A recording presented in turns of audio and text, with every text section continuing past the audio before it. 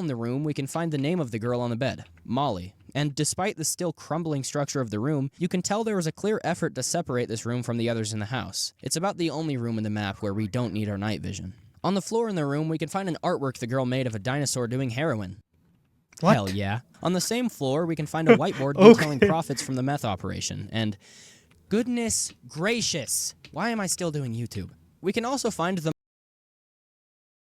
recent house, we find the ultimate meth setup. Meth cook stations are set up everywhere, and chemicals are piled all over the house. This particular house is covered in a large tarp. In our briefing, we discover the owners of the house left for vacation while the house was being fumigated. For some reason, the family never returned, and the addicts broke in and started squatting. I think we all know what this is a reference to. Just say we need to cook. I'm surprised it took me that long to make a Breaking Bad reference. This map ain't done yet, though. Moving behind the houses, we can find something terrifying. And I bet you're expecting the usual terrifying thing this game has. I bet you're expecting some really sad or gruesome scene. No, it's actually terrifying this time. The meth heads dug a series of underground tunnels, as you could have assumed from the creepy drawings earlier. Going through this section is actually Pantaloon Poopy territory.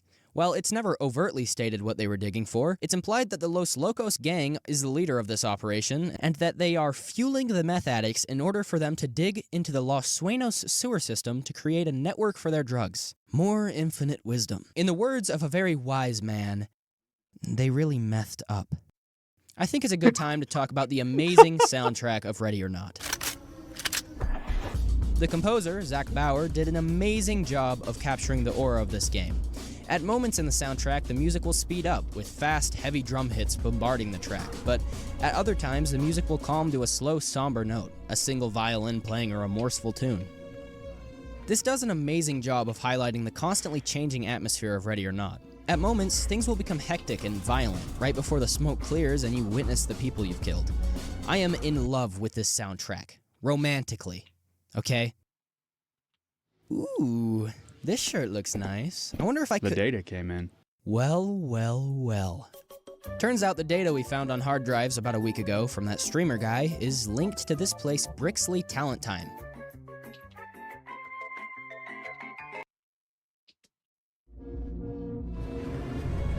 Doc 2 entry team. Suspects have taken refuge in the area and are refusing to cooperate. There's something remarkable about the environmental storytelling of Ready or Not. Many times, the game doesn't outright state something, but instead chooses to heavily imply it through many context clues. In this level, there are many instances of aspects of the environment painting a dark picture.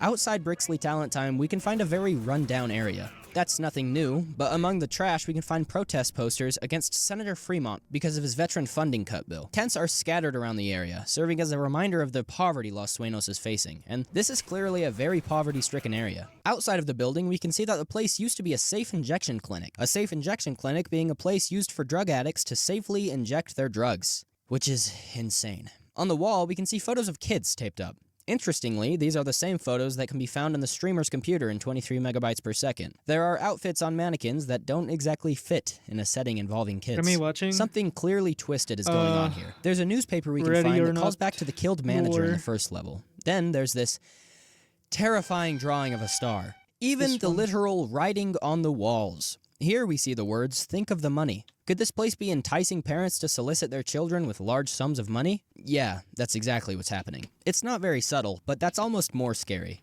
Things have gotten so bad in Los Sueños that criminals are hardly covering up their tracks. Crime here feels like a drop in the bucket of shady stuff, and frankly, it is. No matter how bad the game gets, it always gets worse. Upon looking closer at things, we start to see even more grim aspects of this story. Looking closer at this computer, we can see an unnerving conversation between the computer's owner and a mysterious figure by the initials AV. Brixley's Talent Time was intentionally placed in a poor region of Los Sueños in order to prey upon it. Parents would bring their children to the talent agency, hoping to have their child make it big so they can earn money, only to then be enticed by George Brixley with large sums of cash into soliciting their children, or even potentially selling them. Which makes one of your potential first encounters with George Brixley a little more satisfying. Well, I have bad news. There was a shooting at the McCade station and, well, one of our officers didn't make it. Officer Lunk, you will be... Anyways, we have a probable location on the perpetrator of this tragic event.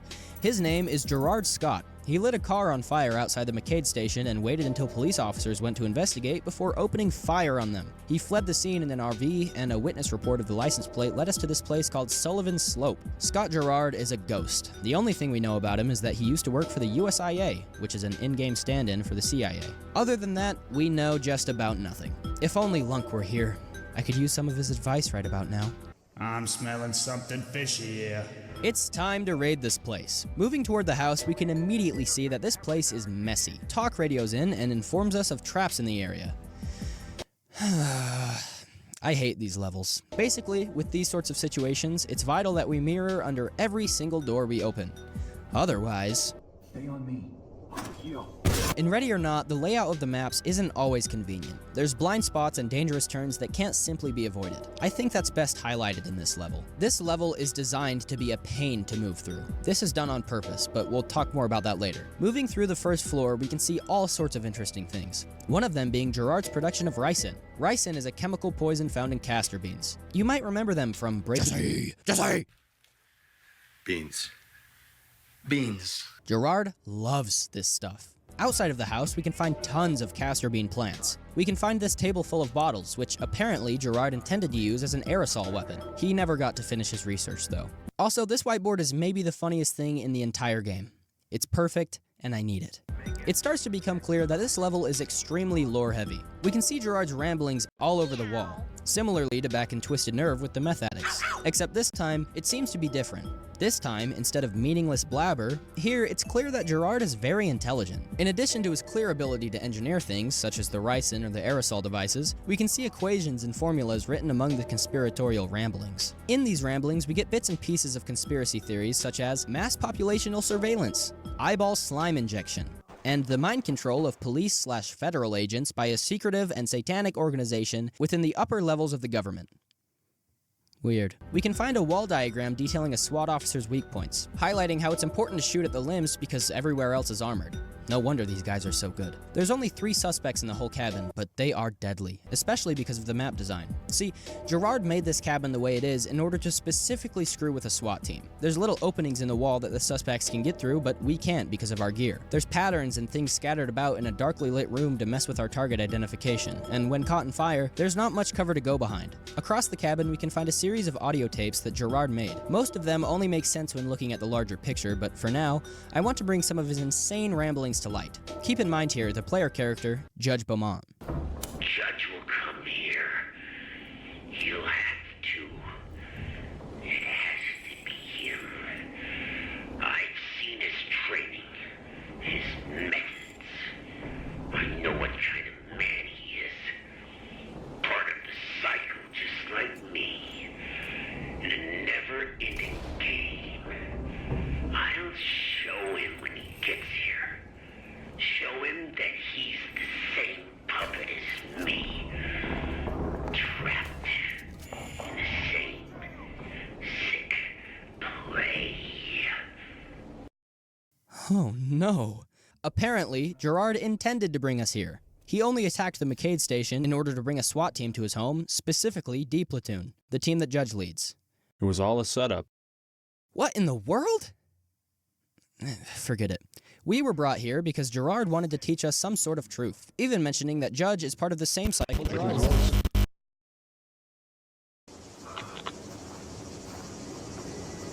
You know, I would consider no other perpetrator than Yamalo.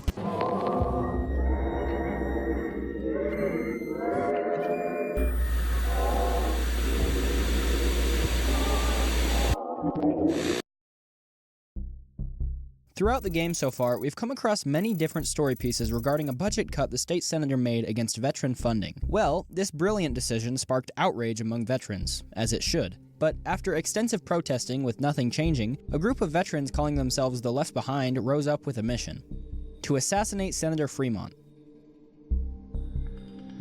These men are well armed. They have rifles, body armors, and my favorite thing, more traps. The apartment building is absolutely trashed. In one of the rooms, we can find a news broadcast where we can hear the Left Behind's manifesto. One of the hostages that the Left Behind took is a man named Laurie Bauer, a successful music producer. We can also find some of his fan mail. It never ceases to amaze me just how in-depth the level design of Ready or Not is. Void went to extensive lengths to ensure that every single level had some history behind it. This whole apartment had things going on before the attack, and we can find those things. In one apartment belonging to a Navy officer, we can find all sorts of stuff detailing his past in the Navy. Medals, a portrait, and even a picture of him shaking hands with Reagan. And in his bathroom, written on the mirror, we find the message, "Don't be a stranger.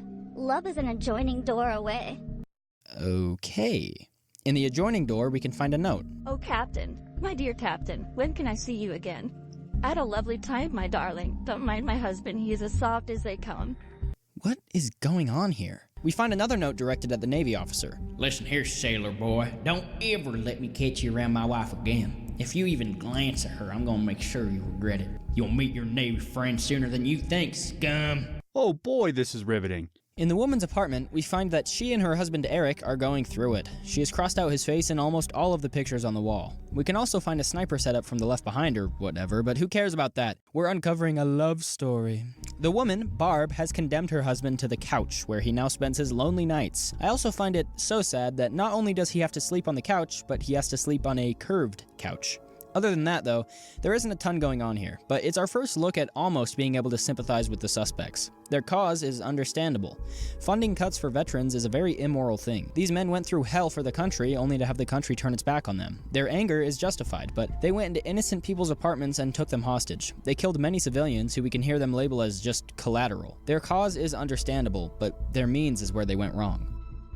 Alright, remember that streamer guy from a while ago? Well, not only did he lead us to Brixley Talent Time, where we found unbelievable things, but he also led us to the Mindjot data center. This place was revealed to be likely housing illegal photographs of minors. Now, Mindjot has had some unfortunate events recently. They've been the victims of multiple robberies, some of them involving suspects posing as police. One of the security staff even ended up dying in one of these robberies. Because of this, the security has been greatly improved. They have armor and rifles, and they are very volatile. Mindjot is cutting major corners. They are losing a ton of money, and as a result, they are undergoing major renovation, selling their old, expensive servers and hardware in favor of cheaper hardware from Asia. A piece of evidence from the map reads, "A painted, high-density storage unit used at the Mindjot facility data center. It features a strange hand-painted set of initials with an accompanying sticky note that outlines its potential contents." Note reads, "At request of the user, propagate multiple backups to MJ, cloud servers, and to physical storage. Requires approximately 250 terabyte drive. Content of this storage unit set includes a multitude of encrypted images. Tread sensitively." 250 terabytes? Of what? Well, we don't know, but I have a pretty good idea. The next level is something a lot different from what we've seen so far in the game. So far, we've witnessed many troubling things born out of greed, violence, or plain evil. Innocent people murdered over money, young children taken advantage of, the crippling effects of drugs even being used on kids. But it's our next level, Ends of the Earth, that gives us our first reason to really feel bad for the suspects, and it's our first mission that I think the non-lethal options are the most fitting for. Ends of the Earth is a mission that takes place on Kauai Beach. 3 boys are suspected of manufacturing illegal automatic firearms and selling them. The mother, Hugh Nguyen, has stage 4 lung cancer and is unable to keep paying the bills for the medical treatment. As a result, the eldest brother, An, is a mechanical engineer who began manufacturing these weapons and having the younger brother sell them as a way to pay for the treatments. They are being supplied with the parts to create these weapons from a car dealership in North Hills, but we'll talk more about that later. In one of the boys' rooms, we can find a computer monitor with a website brought up on it that contains a description of an autoseer. An autoseer being a part you can use to modify a semi-automatic rifle into a fully automatic one. In the other room, you can find a set of poker chip along with a blackjack strategy sheet. It becomes clear that the boys have been laundering their money through the casino, using their casino earnings as a way to justify to the IRS what money they've been earning through their illegal arms trade. This is further displayed through a letter that can be found from the IRS detailing discrepancies in their income. In the mother's room, things only get more depressing. Her entire room has been made to accommodate her being bedridden due to her cancer, and in the bathroom, inside the shower, is a chair she can use to sit down while she showers. I've said it before, but the level of detail in this game is astonishing. In the attic, we can find a series of 3D printers along with all the components the boys are using to modify the weapons. This is one of the most unique levels in Ready or Not, because it makes you feel genuinely bad for the suspects. In the other levels, there's some quality the suspects have that makes them villains, but here, these kids aren't evil. They're just in a terrible position, and it's times like these where we can be grateful that there's non-lethal options in the game, because killing these guys doesn't feel right. But put that beanbag shotgun away. It's time to get your real rifle and move down to the Los Sueños Postal Service. Our next mission, Greased Palms, takes place after 2 detectives got in a firefight with members of the Los Locos gang.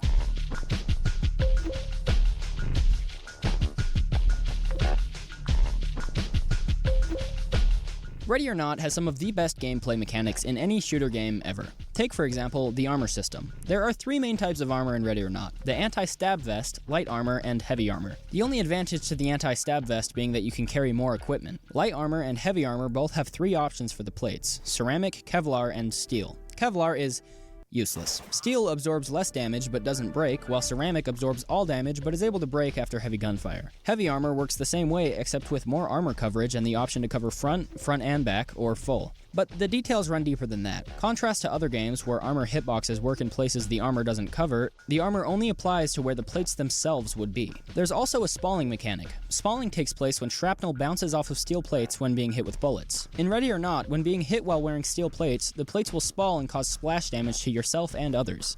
Even beyond the armor, there are so many little details in this game. For example, non-lethal options have the potential to be very lethal. Beanbag shotguns are non-lethal when hitting a suspect's body, however, if you hit them in the face, they'll die. Pepper spray works well, but sometimes suspects will start aimlessly shooting towards you while covering their face. Tasers sometimes don't deploy, and sometimes they don't even work when they make contact, similar to real life. One of my favorite things to see in video games are realistic shotgun mechanics. In most games, shotgun BBs turn into styrofoam after traveling 5 feet. Of course, this is not a very accurate display of how shotguns work. In Ready or Not, the ranges on shotguns are greatly increased, even more so when using slugs. Rifle calibers have a massive impact on gameplay, but that would take forever to explain, so I just won't. And then there's the commands. Oh boy. I already discussed the options for breaching doors, but there are so many commands in the game. One of my favorites is that you can actually order someone who has surrendered to move towards you, or to a specific location so that you don't have to go to a compromising area to make the arrest. This works especially well when dealing with suspects that have the potential to make a fake surrender and attack you when you aren't looking, which is something they can do. Which is insane. You can order your team members to go to specific areas. If you have them stack up on a door and you don't like the order, you can tell them to switch. There are a lot of commands in the game, but it would take way too long to cover them, so let's just move on.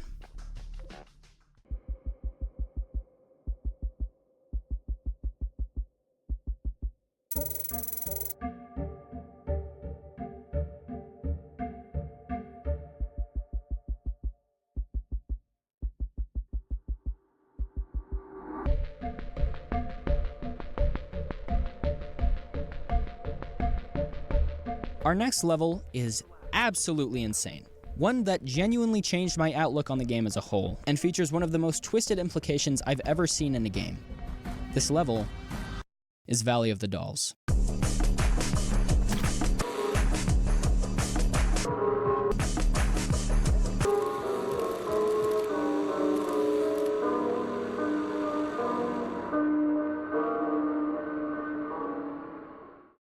So far, in this particular storyline, we raided a streamer's home and found illegal photographs of minors in it. This led us to a talent agency and a data storage company, which then led us to a man by the name of Amos Vol. This man has been hinted at on both The Spider, with his initials appearing on a conversation, and Sinuous Trail, where it's implied that he was dealing with hundreds of terabytes of encrypted photos. This man is a very successful adult film producer, but given his connection to the illegal materials found in other places, it seems he's been making some illegal films too. It just so happens to be his daughter's birthday on the day of our raid, but time is sensitive here. If we don't act fast enough, it's likely that a lot of evidence will be destroyed, so we have to crash the party. Unlike most other levels in Ready or Not, Valley of the Dolls takes place in a very wealthy region of Los Sueños. Things in the Vol house are spick and span. There's no trash heaps, no broken furniture. It's very well put together, and it's a great highlight that crime in Los Sueños isn't limited to struggling people.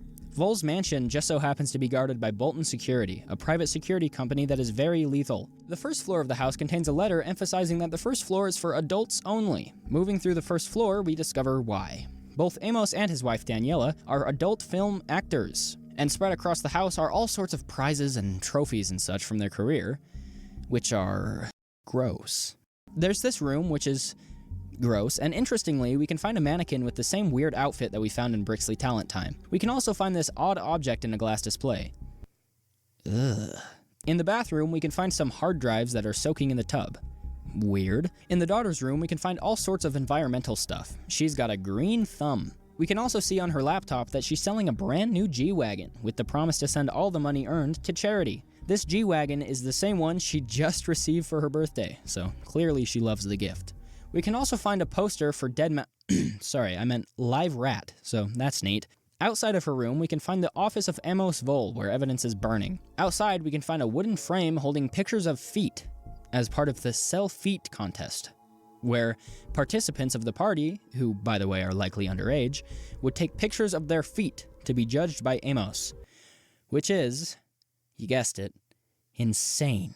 But we've cleared the above ground, so our next logical step is to go downstairs into the basement. Now, we've covered some disturbing topics in this video, but the contents of this basement is something completely different. Something twisted. Something that never fails to make my stomach turn, and whatever you think it is, it's probably worse. Shelves of containers, hundreds of names, and ages. Young ages. A kid's bed, along with decorations for young children, are found. Candy bars are strewn across the room, and recording equipment is set up facing the bed. More red light bleeds out of a dark room that's developing hundreds of explicit photographs of minors. In this room, we find a large collage of photos, creating the portraits of two young girls with disturbing text strewn all around them. But that's not the end. Moving into the final room, we can find a torn-up foundation full of barrels. Concrete bags and a cement mixer can be seen, and children's clothes are scattered across the room. Looking closer at the barrels, we can see flies swarming them. And it's not hard to realize what happened here. The implication is stomach churning. After seeing this, you'll likely react like any reasonable person would.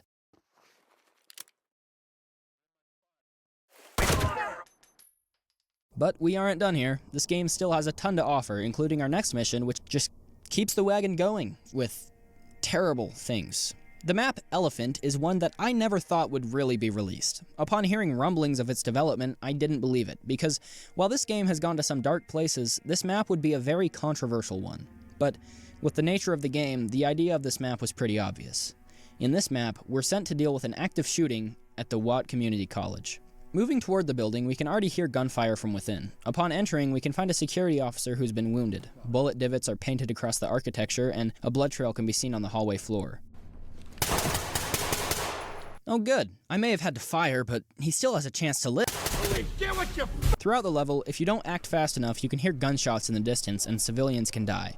They're killing hostages. Move! This is our first level where everything we've learned about tactics and safety go out the window. There isn't time to mirror under doors, think about strategy, or meander along carefully. Time is of the essence here, and if we don't act fast enough, there are real consequences. Sometimes you'll hear a student yell for help, but upon moving that way, you can discover that it in fact was not a civilian, but instead one of the shooters. On the evidence for this level, we can find horrific writing on the outside of an evidence box implying that whoever was logging the evidence had a son who died in the shooting. Inside the classroom, we can find one of the most horrific scenes in the game. The entire classroom is covered in gunshots. Blood is everywhere, along with the bodies of students. On the desk, we can find a bomb, which will need to be defused. The map also has overt references to the 2003 movie by the same name, Elephant, in which two boys shoot up a high school. The references to this movie are clear. Watt Community College is an obvious reference to the high school in the movie, which is named Watt High School. The shooters in the map also wear similar attire to the ones in the movie. The naming here is very interesting and has a deep history behind it. The movie was named Elephant as an homage to the 1989 film by the same name. The director of the 2003 movie believed that the 1989 film was named that way as a reference to the parable of the blind man and the elephant, which goes as follows. A group of blind men heard that a strange animal, called an elephant, had been brought to town, but none of them were aware of its shape and form. Out of curiosity, they said, "We must inspect and know it by touch, of which we are capable." So they sought it out, and when they found it, they groped about it. The first person whose hand landed on the trunk said, "This being is like a thick snake." For another one, whose hand reached its ear, it seemed like a kind of fan. As for another person whose hand was upon its leg said, "The elephant is a pillar, like a tree trunk." The blind man who placed his hand upon its side said the elephant is a wall. Another who felt its tail described it as a rope. The last felt its tusk, stating the elephant is that which is hard, smooth, and like a spear. The parable is meant to demonstrate how different people can believe what they perceive to be absolutely true despite their limited experience, and how they can immediately disregard others' experience simply because it's different. The director of the 2003 film used this interpretation to highlight the different viewpoints of everyone involved with the shooting, including not only the victims, but the shooters as well, showing in specific how the same exact hands that are able to create such an atrocity are also able to produce masterpieces.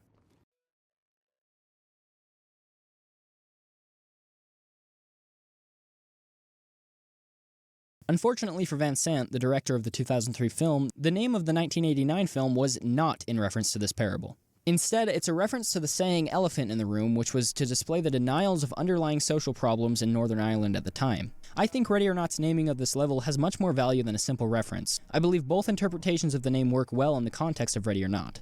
The parable interpretation is much more significant. It's the entire thesis of this video, and I'll cover it at the end, but for now, let's focus on the phrase interpretation. This map as a whole is the elephant in the room, from a meta perspective and an in-game one. Given the theming of Ready or Not, a school shooting level is an obvious idea. Of course, it's an unbelievably bold move, and a very controversial one, and I believe the name Elephant in part is in reference to this.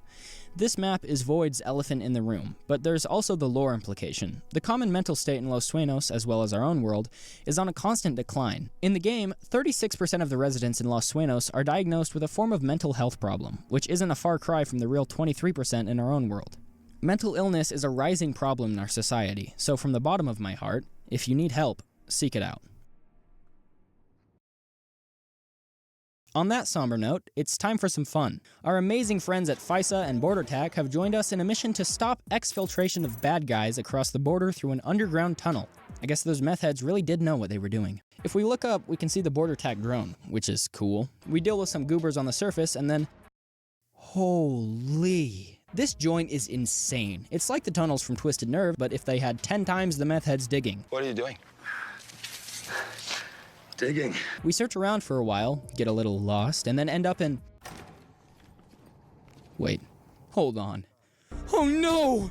Oh, wrong game. We find a massive thrown-together barge, and this is sweet. This is so cool. The Los Locos gang uses an underground river system to travel across the border into Los Sueños. It's genius. In the evidence for this level, we can find a cell phone conversation that goes as follows. LSPD tracking distribution. Go to Metro Mass Tunnel with what you have now. Bring cash for the trip. $150K from the safe. Okay, driving.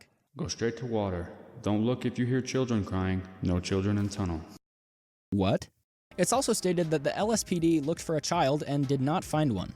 So that's not terrifying or anything. Sure makes you wonder what those creepy eyes in the distance are. Weird.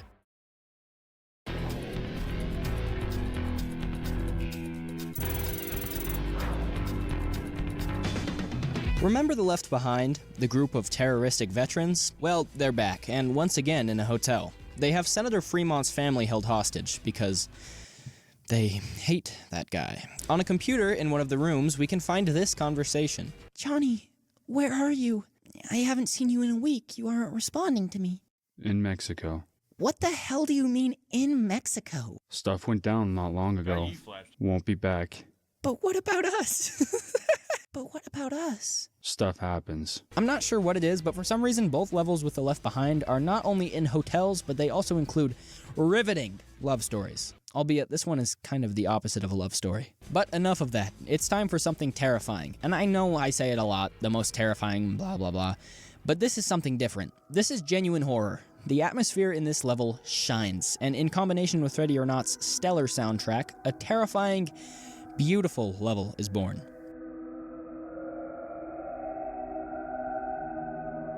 The harsh, cold architecture only serves to build a horrifying atmosphere. Then we find what was meant to be the kill room.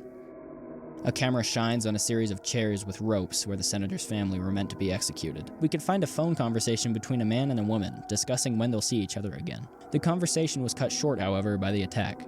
But how did this happen? After the first incident where the senator was almost assassinated, how did the Left Behind get to the family again? Well, as it turns out, the Left Behind were placed right in front of them. The very same Secret Service team that was guarding the Fremonts contained members that happened to be sympathetic to the Left Behind, causing this catastrophe. And that concept is terrifying. Imagine the very people sent to protect you being the same people that want to hurt you. It's bone-chilling.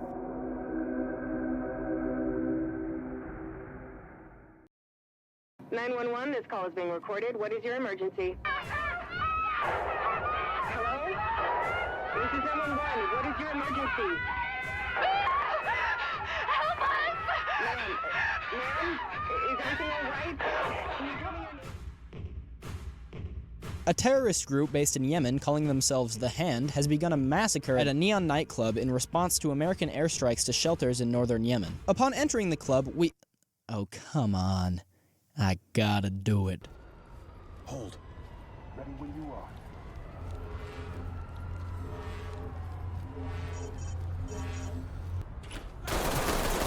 What a shame.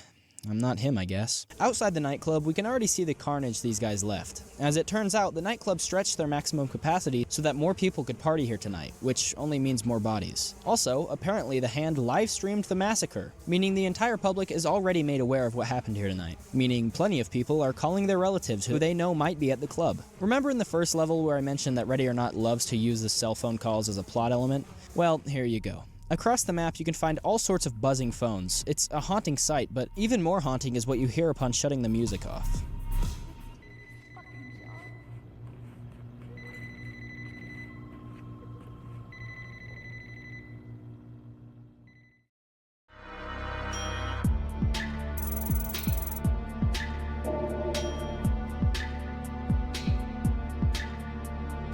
Remember back in Ends of the Earth where I mentioned that the suspects were receiving parts to manufacture illegal firearms from a car dealership? Well, this is it. Outside, we find a couple trucks with mysterious spider symbols painted on the side. I sure wonder if we'll see any more of that later. Heading inside the dealership, we can find a room with paper shreds spilling out of it. Spoliation, that's what it's called, and it's a felony! After peacefully entering, we can find piles of shredded paper. Among them, dozens of intact papers detailing descriptions of women, including things like contract period and country of origin, along with computers deleting files labeled girls' IDs. Spoliation! Which is insane, especially considering we came here looking for illegal firearms, which is something we can find an abundance of in a separate building, along with heaps of money and drugs. In the second floor of the building, we can find an undercover officer who's been executed. Next to him, a whiteboard detailing millions in profit from selling drugs, weapons, and what they refer to as bitches, along with the details on transportation of such things, including the detail to drug bitches before transport. Transport where? From where? Clearly there is a lot more going on here. Clearly, this operation doesn't all come back to this weird car dealership. Other than that, there's not a lot to talk about here. But we finally get back to the fun stuff once again. Enjoy it while it lasts. Our next mission, Carriers of the Vine, is one of my favorite thematically. Imagine, for a moment, a conglomerate amalgamation of Ready or Not, Far Cry 5, and, optionally, a Benelli M4. Ladies and gentlemen, I present to you Carriers of the Vine.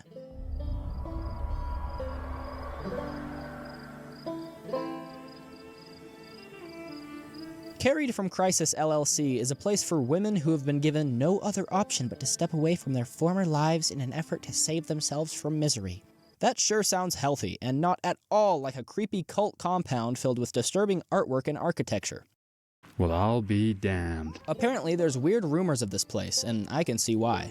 One of the station's officers was shot and killed on the path to the farm. Moving through the house, we can find my favorite thing, conspiratorial ramblings. There's some drawings of men, one of them being Dennis Noble, who apparently got a woman drunk at a bar before beating her and assaulting her in his truck, which is insane. He also has a fetish for heels, apparently, so that's cool. We also have a drawing of Big Dick Rick. Apparently, he frequents the Neon nightclub. Probably not anymore, though. The paper then details all of his wrongdoings before saying to make sure not to let him bleed out too quickly after taking what he values most. I wonder what that could be. We can also find a picture of a man named Aaron Shepard, who has allegedly murdered someone and also frequents Caesar's car dealership. He must be a big car guy, right? Behind the main building area is a creepy pathway through the forest, leading to one final building. Inside, we can find a weird wooden statue, which is kinda on par for this map, along with a room full of shackles and more creepy imagery. Which is where things become clear, if they weren't already. I mean, it's pretty obvious. This group, which consists of women who've been sexually assaulted, go to this farm to live away from the world so that they can't be assaulted anymore. In this farm, they make plans to kidnap sexual predators and bring them here to be tortured. So, like, they aren't so bad, especially when you read about all the pedophiles they kill. Their biggest blunder was when they were caught kidnapping a man, which led the police to their farm. The leader of this cult, Elaine Raskin, is a former USIA agent, similar. In the evidence locker, we can find a paper consisting of a conversation between Raskin and someone named Agent Brody. They are discussing something called the militation plan.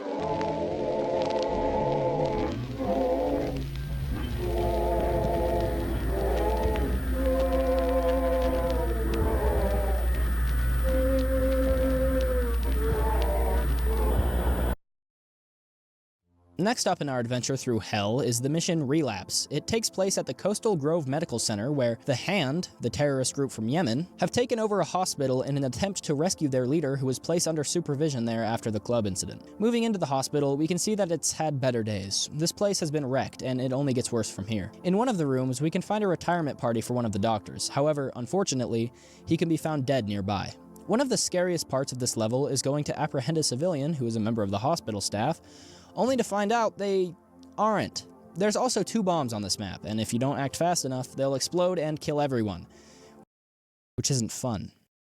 This entire map is a bloodbath, similar to Neon Nightclub. These terrorists did not discriminate. I think the level building for this map was made to be a lot darker than most other levels. There are blood and bullet casings everywhere among a trashed environment, and to make it even worse, the hospital is overcrowded and understaffed. Los Sueños is in a miserable state, and I think this map perfectly highlights that.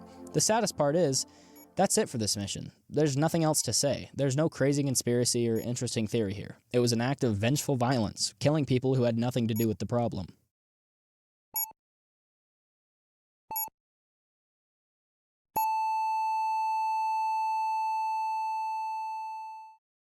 Throughout the entirety of Ready or Not, some of the darkest moments in the game existed out of implication. Without overtly showing anything, the game has told some horrific stories. But now, in our final mission of the main campaign, it's time to tackle Port Hoken in the mission Hide and Seek.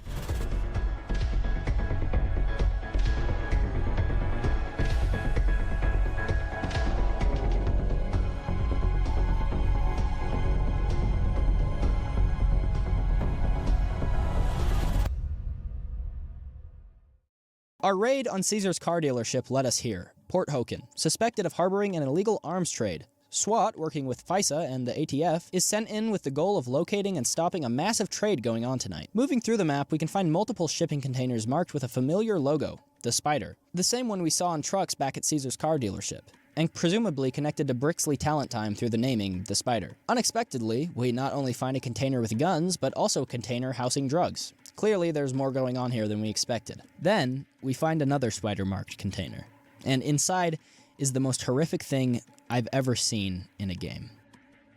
Naked, starving, delirious women fill the container, with nothing to eat except dog food. But we weren't expecting this, and we need to get these women to safety, so we'll radio in for help. Doc, we have a container full of women. We need Thames down here right now. Copy that. Entry team, EMTs and trailers are... This is FISA. Stand down and shut that door, entry team. We're sending a unit to secure the container and its contents. What? We're not leaving them like this. Close the doors. Unless you want to interfere with a federal investigation, I suggest you shut the door and lock it behind you. Do your job and proceed with your mission. Understood? Understood. Put the other guy back on. We'll talk later. No, we won't be. FISA out.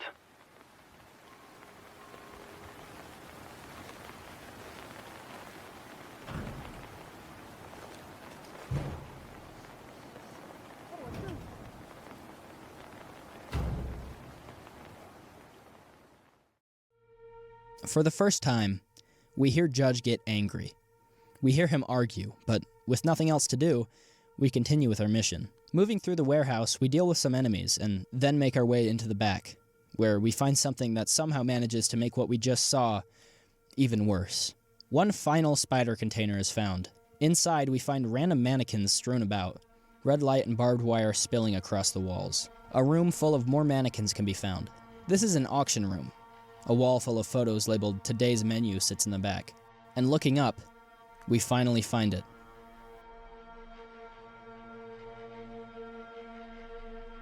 This level is our first time really seeing the evil. Throughout the game, we've seen the remnants of evil. The barrels in the Vole house implied something twisted, however, we never really saw it. Opening that shipping container is the first time we first-hand witnessed what was going on, and it happened in a way we didn't expect. We expected to find something scary in the Vole house. We knew why we were going in there, but here, we were looking for guns. This was completely out of left field, and that makes it even more scary, and for the first time, we weren't able to save them. We had to lock the door behind us. The entire game has been spent saving people. We are held to a high standard. If they're civilians, they better make it out, but here, We have to do something that goes against everything we've been taught leading up to this. Generally, horror games can be easily dismissed. A spooky, fictional monster is just that, fictional. But when playing Ready or Not, the monsters are real. People like Amos Vole really are out there. Organizations like the Spider really exist. The game is painfully realistic, even down to the gameplay. When you die, there's no reset button. There isn't even a game over screen. You get the same screen you always would. A scoreboard. While you obviously need to live past a level, the game embraces an interesting idea here. Your life in the game doesn't matter. You're not the center of the universe. You're not him. You die, and the situation still exists. Your actions are still highlighted before you because you don't get off easy just for dying. The environment is made to exist before you arrive and keeps existing after. This game is brutal and makes you understand that. As you start to witness the officers around you quit, you watch as their mental state deteriorates from what they're witnessing. Every time you die, and every time another officer dies, the people who lived are left scarred. The officer who died is dead. The civilian you shot is dead. It doesn't matter what you do. Your score is affected by your actions. The contents of the shipping container was the most jarring thing I've ever witnessed in a game, and I was expecting it too. I had the misfortune of the contents of this container being spoiled for me. Although I never really saw what was in it, I knew what was in it, and somehow opening those doors still managed to shock me. Knowing about it is one thing, but seeing it is a whole other. It's the entire reason this game is important. It gives us the chance to really see the horrors of our world. Of course, it's all fictional, but the themes and concepts are very real, with many of the levels being based on real events. The parable of the blind man and the elephants serves to highlight how different perspectives matter, which is a large theme in the entirety of Ready or Not. This game shows us a perspective to our world that we rarely see. Where normally, we learn of tragic events through the news, Ready or Not places us directly in the event. It offers us the perspective of the first responders. It's easy to say, oh, that person shouldn't have done that, but that kind of perspective is only one small interpretation of the much larger elephant. You can't simply touch the tusk of an elephant and label the entire animal as a solid stone. Ready or Not gives us a different perspective. Not only do we get to feel the tusk of the beast, but the body as well. I've heard people criticize the game, saying it's disrespectful to victims of these sorts of crimes, and to that, I couldn't disagree more. Ready or Not sheds light on these atrocities, and offers the chance to better sympathize with the victims. There's more to this game, a lot more, but currently we're led to dead ends. Only time will tell where this story brings us. Things like the USIA connections with brainwashing, things like the Mariposa Lily Order, all things that I will discuss in a future video. For now though, hold tight and know that there is much more to this game than covered in this video.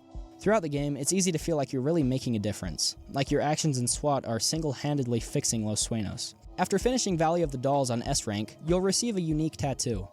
Maybe you finally brought justice to true evil within the city, once and for all, but let's be honest. You haven't changed a thing.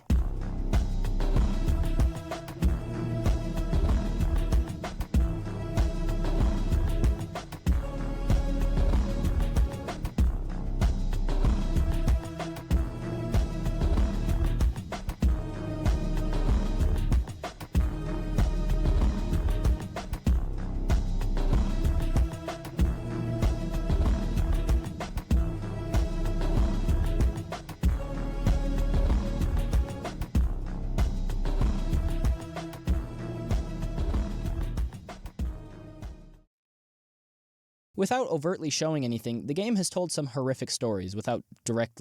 Dude, I just said that. Why would I ever script it like that? What the hell? You may have seen the Twitter account The Nox Event in real time, which, as you can imagine, recounts the story of the Nox Event in, well, real time. Just called me Captain Obvious. This was a chance for the Indie Stone, creators of Project Zomboid, to flesh out their world and story building. Zomboid has a very hands-off story, leaving a lot to interpretation, which I think is great. The whole idea is that the government tried to prevent panic and keep everything secret, which I'll theorise about in a moment. Everything we know and learn is from the perspective of someone inside the event, which begins around July 1st, 1993. But wait, I hear you cry. The game starts on the 9th, and the first tweet is on the 6th. Well, my dear friend, while the first information we get is from the 6th of July tweet, outlining the first quarantine, we get anecdotal evidence from the Nox Talk radio show on the 10th, where a caller explains that their phone line has been out for 9 days. This is a recurring theme, so I think we can surmise that something was going on around this time. So back to our first day, before the game starts, July 6th. The military sets up road blockades around Knox County, which is a real place, but not accurate to the game. The zone encompasses Muldra, West Point, and the entire map south of the curve of the Ohio River. Importantly, this means Louisville is not yet in the zone. More on this later. More importantly, I don't believe that the quarantine is entirely fenced off. Only roads are blocked and patrols which, referencing a report from WBLN News. Richard, you've attempted to enter the exclusion zone? I did, Diane, and I didn't get far. We went cross-country in his pickup, but there were barriers everywhere, lots of perimeter patrols. We were picked up pretty much instantly. I was in cells overnight. I think it's likely that they wouldn't have tried to get in the zone if it was entirely fenced off. So we've established the first thing to happen, but that alludes to far more. Remember that the phones were cut 5 days prior to this. They knew about this well before the game starts. So what's the origin? Well, they would never tell us. We will never know. It would ruin the illusion. It's much better to leave people guessing. There are 3 main theories. The secret lab. Out in the woods of Rosewood, there's a secret military base. There are rumours about this place and its secrecy, and is one of the leading theories as to where the infection started. While likely, the only real evidence is from a Nox Talk radio caller who is a janitor at the lab, but this could be the lab in Louisville. Although it wouldn't make sense, since the infection didn't start there. Spiffo's bad burger meat. This theory is popular, but only really is a meme. It's a funny idea that the game's mascot is to blame, but the only real evidence for this is a single anecdote from what is probably a conspiracy nutjob on the Nox Talk radio. That new Spiffos restaurant just opened. It's in the meat. They've been feeding cattle to cattle.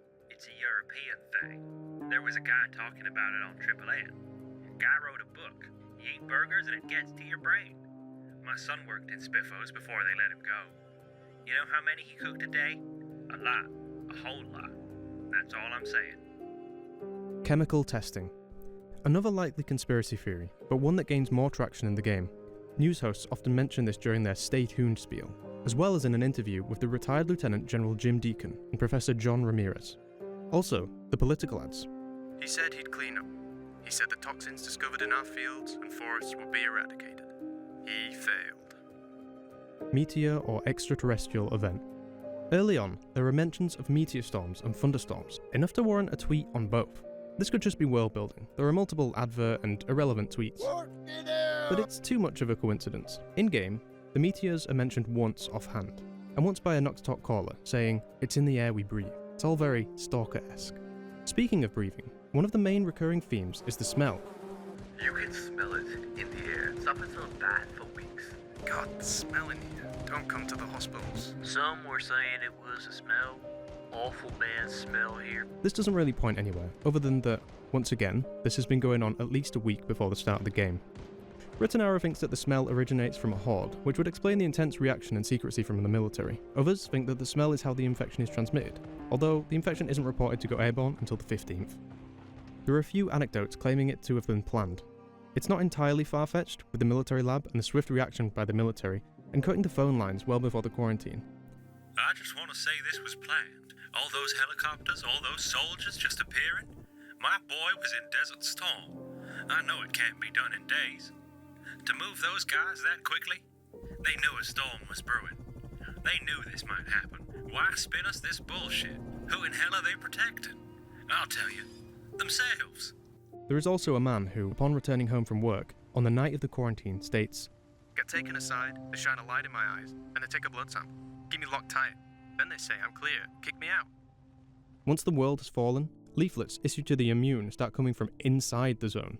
We'll get in depth with this at the end. There's also a few pieces of evidence pointing towards dogs being involved. I took my dog out of the car and I just ran. They shot my dog. What kind of soldiers do that? Dog's been sick. So glad she's with me. Regardless of how it started, by the 6th of July, people were publicly getting sick with a fever. But is that so severe to warrant a physical quarantine of an entire county? There is definitely foul play afoot. So, setting aside how and why it started, let's get into the timeline. A lot of this has to be taken with a grain of salt. It's purposefully ambiguous. And also, the timeline and continuity isn't perfect. So this is my interpretation of all the information, adjusting for errors. We've already established that around the 1st of July, the phone lines inside the zone were cut, but not as far as Louisville. 6th of July. The military quarantines Knox County, which encompasses the entire map south of the bend in the Ohio River. Residents are turned away at gunpoint. Personnel in hazmat gear are seen within the zone. Air activity increases. Residents turned away make their way north to Louisville. 7th of July. Knox Telecommunications provide no comment on phone line outages. Fort Knox and Fort Campbell cancel military personnel leave. Kentucky Governor Cal Fairweather claims he is in the dark, like everyone else, regarding rumours of illness inside the exclusion zone. The White House denies the president's early return from G7 summit in Tokyo is related to the Knox situation. 8th of July. Reports of mild sickness spreading among some left inside the zone. Interestingly, this is one day before the game begins, and the default settings by day 1 have the apocalypse in full swing. Obviously the game isn't finished, and the start will have a lot of changes before then. But I find it interesting to theorise how much happens between the 8th and the 9th, and that residents inside the zone, only now, 2 days after the quarantine started, have started hearing about the infection. White House representatives allude to a security event or localised contamination. More military personnel arrive. No-fly zone established. July 9th is the day the game starts.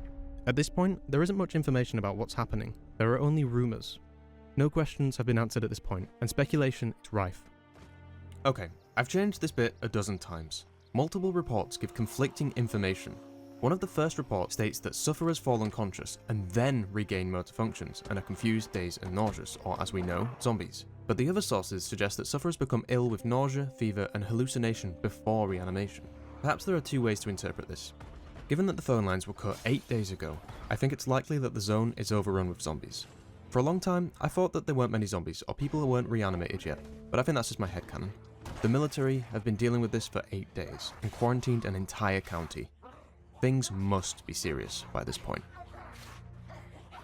Civilian radios are the only real form of communication for those who have them, and they spread fear and concern, but only 2 civilian broadcasts occur in-game. Neither of them mention any form of illness, supporting the idea that things haven't really kicked off yet. It's uncertain how far the infection has spread by this point, as it's likely the military quarantined far beyond the reaches of the known infection in order to contain it, but it's likely that via a handful of still healthy carriers that it spread throughout the zone already, and beyond. Gunshots are heard within the exclusion zone, close to the perimeter. This is most likely people trying to escape getting warning shots. General John Regru, commander of the Knox Zone event, is the first person to break the silence. He appeals for calm and confirms a sickness in the zone. I can confirm there has been an outbreak. The ailment is, as yet, unidentified. It is flu-like, it leads to panic, it leads to confusion. There is no evidence of fatalities within the exclusion zone. We are using judged and judicious force to maintain the border. Warning shots have been fired. No civilians have been harmed. We must ensure that this infection is not allowed to spread. I am in hourly contact with the President on this matter. The no-fly zone will remain in place for the foreseeable future. News channels report on people turned away by the military, being cut off from family, and the lack of communication. NNR radio reports, "The Knox event outbreak is localized. It is an influenza-like disease that renders the afflicted unconscious. After a period of illness, sufferers regain motor functions. They are, however, dazed and confused, panicked and nauseous. It's in this state, we are told, that military scientists are finding them. The infection is widespread in the zone, and how it spreads is unknown." NNR radio also report violence between those suffering with the infection. The president makes the following speech. "This is a distressing time. The situation in Kentucky is unexpected. Insanity. My first thoughts are with the friends and families of those within the zone. People have been separated. Folk have been evacuated. I understand the difficulties facing us. However, I have The faith in the fine people of the Center for Disease and Control to get to the root of the panic and confusion within the exclusion zone. I have faith in our servicemen and women to fulfill their duties, and for General John McGrew to command them with the foresight and dedication he has shown throughout his exemplary career. It is a distressing time, America. but you are in safe hands. Thank you." LBMW, Kentucky Radio, reports soldiers due to be sent overseas are redeployed to the zone. They report that influenza-like symptoms brought West Point and Muldrow to a standstill, then the blockade appeared. They also mention boats patrolling the Ohio River, calling the zone watertight. One caller gives their experience. "You were one of the last out of the zone, am I right?" I was. My mom's still in there. Have you heard from her? Nah, phones are out. These guys all standing between us. The army, yes. And how did you get out? Well, we heard the helicopters all night through. Mom was ill. High temperature. Real sleepy. Nothing serious, I thought. I was going to work, I guess, and go early, like every morning. I saw these guys in plastic suits, bright yellow. Hazard suits? I guess. Anyway, I saw them down the road. Thought it was weird, but everything's weird at 4 a.m., right? Then I drive through, get taken aside, they shine a light into my eyes, take a blood sample, keep me locked tight till like 10 minutes ago. Then they say I'm clear and kick me out. Triple N reports that it's been 48 hours since it all began. A recurring character, Judge Matt Haas, makes his first statements. So what is it? I'm no scientist. I didn't listen in class. Too busy on the football field. We know folks are ill. We know it's widespread. We know no one could get out while the soldiers rolled on in. We know they're back on their feet. But we also know there's confusion. I'd be confused too, but they've got scientists to talk to now. Guys in chemical suits. They've got the best in the business, heck, the world, in there to fix this whole thing up. So let's support our boys, people. This thing, let's call it the Knox event. Feels like a powdered keg. Too many people shouting conspiracy, hearing unverified gunshots. No situation is perfect, people. This is a war on whatever this thing is. And together, it is a war the United States will win. Triple N also interview many of the displaced people turned away from the outside border. A WBLN reporter who attempted to enter the zone yesterday is released after being captured by the military and kept in a cell overnight. Judge Matt Haas reports again. I've met General John McGrew many times. He is a fine man. When he says there have been no fatalities from the infection, he means it. That man's career has earned enough medals to block the noonday sun. He's no liar. This precautionary exclusion zone is there to protect us.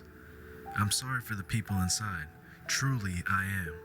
Running a fever, feeling confused, being trapped.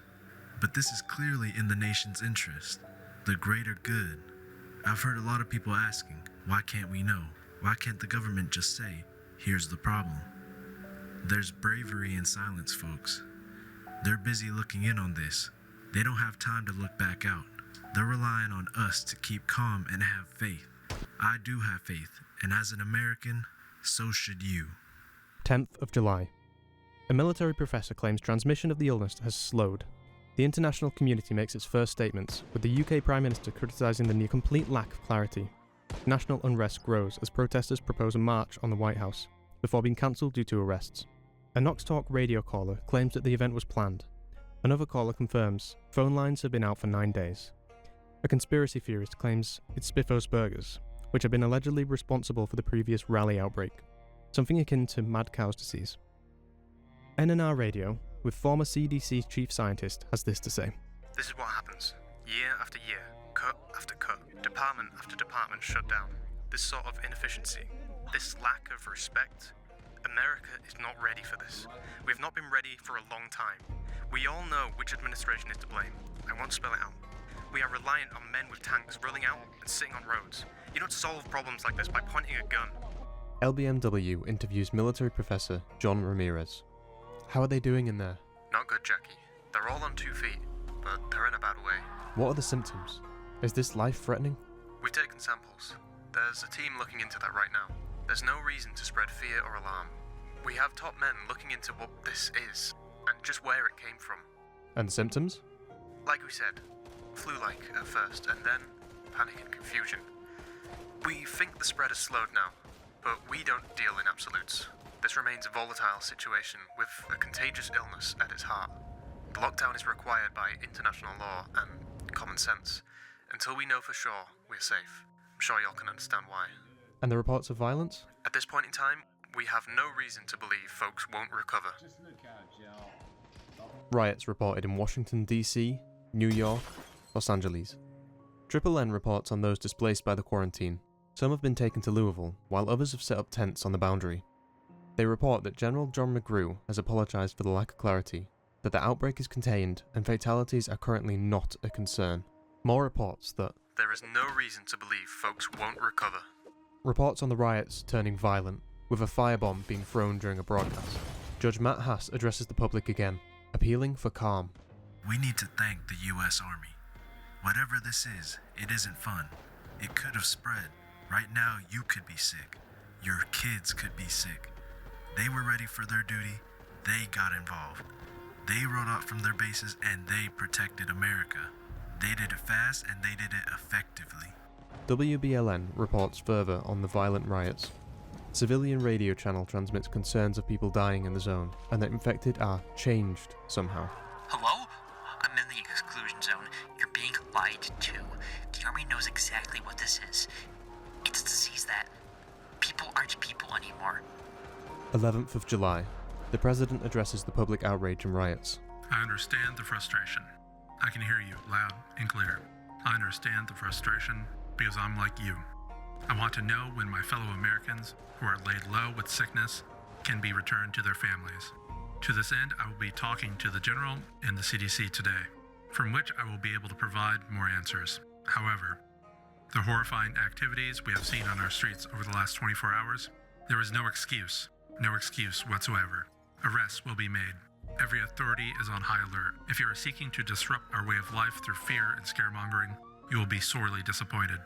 I will come back to you with more information, full information, when I have it in my hand. Panic buying and shortages of goods throughout the US. Judge Matt Haas addresses the public again. Just stop it, people. Stop this insanity. You think setting the world alight's gonna give you an answer? If you want to stockpile food, fine. It's your right. You want to buy guns? I'm sitting on an ammo dump here. You want to open fire on officials on a New York street? Get the hell out of my country. The European Union advises member states to close internal and external borders, followed by the World Health Organization advising all non-military and medical flights to be grounded. Stock markets plunge worldwide as a result. The President of the United States responds to the World Health Organization advice. This move is as unwelcome as it is economically unsound. I will seek to redress this move at every opportunity. After talks with the General, I am satisfied that the Knox event is for all intents and purposes contained. However, tests on those recovering from the Knox sickness are inconclusive. We have labs set up inside the zone now. I assure the American people that every dollar I have at my disposal will go towards their healing and rehabilitation. However, I repeat, the Knox event is contained. Procedures are under... 2 hours later, at 7:30 p.m, the Knox exclusion zone boundary is widened. A Knox Talk radio caller reports tanks in the streets of Louisville and gridlock as people flee north. A quick side note, we don't get much information on where the zone expands to, only that it expands to the outskirts of Louisville, where we see the only military checkpoint currently in the game. Hopefully we'll see remnants of the old boundary in a future update, maybe on the West Point Bridge? Riots sweep the nation. Military are called in to assist the police. July 12th. A transmission is broadcast on an unknown frequency, likely heard by nobody. Hello? I'm in the exclusion zone. You're being lied to. The Army knows exactly what this is. It's a disease that people aren't people anymore. At first it came from a fever. Anyone can get it. People died really quickly and it happened. Now they get their teeth into you, you're one of them, and we can't get out. They got snipers, they don't ask questions. But making that kind of noise attracts the dead. There are so many here, and so quickly. Early in the morning, a civilian radio transmits the following. I've seen a picture. Maybe you have too. It's from West Point, taken a few days ago, I guess. The film got out, got processed. There's this guy, blood round his mouth, arm hanging on by a thread, still walking. Still walking in this street full of corpses. We know the truth now. The truth is pure hell. We know we're being lied to. WBLN interviews former CDC chief Jack Galbraith again, who said, We're very clearly being left in the dark. We could buy the silence for a few days, but now they don't want to risk more riots. But those people are not going to get better. NNR Radio gives more reports of riots, police and protesters clashing. First fatalities from unrest are confirmed. One interviewee gives his account on the widening barriers. They came when it got dark, threw me and my boy in a truck. Said, it's for our safety. I said, safety from what? I heard rumors y'all won't believe. I heard people trying to escape from the inside. They want us away from there. Those army boys are scared. You can see it in their eyes. Triple N reports troops and tanks in Times Square and on Miami Beach. WBLN reports military presence in Central Park, downtown LA, Miami Beach, and more. The president releases a statement. It is time to face the facts. It is time to settle down. We only ask for your responsible actions as an American citizen. I, personally, take the responsibility for the perceived lack of communication and for the rumor mongering that has grown around the so-called Knox event. At this time, we have no reason to believe residents of Kentucky will not recover. However, as the picture clears and more information is made available, its likelihood is starting to recede. We have been hesitant to discuss specifics, yes, but with reason. The Knox event is contained, but its panic and confusion are not. We wanted to establish facts, but public alarm has not provided enough time. From 6 p.m. tonight, there will be curfews in some of our biggest cities. This is for your protection. Please do not leave your house. Please have faith in both our military and our emergency services. Knox Talk radio callers begin to report deaths. One caller reports, They're lying to us. We were on the inside. My mom, she was attacked. This guy bit her. We tried to get out, but they took her. I don't know where she is. I took my dog out the car and I just ran. They shot my dog. What kind of soldiers do that? And I'm sat here in this camp on some guy's car phone. The others, they want me to get the word out. People in there have changed. They try to kill you. All of them try to kill you. An image from West Point, inside the zone, makes its way to the public eye. The image shows a young man, dismembered but still living, in a street full of dead bodies. All news outlets rush to cover the photo. The man being described as covered in bite marks or wounds inflicted by a bladed weapon, standing apparently unharmed and his arm unattached. Judge Matt Haas addresses the public again. Yes, I saw the pictures. We got the facts. Horrifying pictures handed to Triple N reveal brutality inside the exclusion zone. We can't show the image, but at least one person suffering from the infection has attacked another viciously. We should have been told this was happening. One fact remains. This event has stopped in its tracks. You may not agree with the Army's decisions, but their actions speak for themselves. July 13th. There are a few radio transmissions on the night of the 12th and the morning of the 13th. These transmissions are likely caused by radio jamming by the military. Perhaps once the photo got leaked, they tried to cover up more from coming out. I think this because the transmissions seem to be coming from different channels that they're actually transmitting on. For instance, WBLN looks like a Hits FM transmission, although after this, they seem to transmit on the correct channels, but by then, the cat's out of the bag. Survivors from inside the zone begin to emerge, some who were held in quarantine by the military. Where have you been, Joe? The military base inside Knox. Who? Who kept you there? The army, McGrew's men. They said it was a quarantine. Then one day we woke up, the doors were unlocked, the soldiers were gone, but in the main dorm, in the hall, blood and changed people.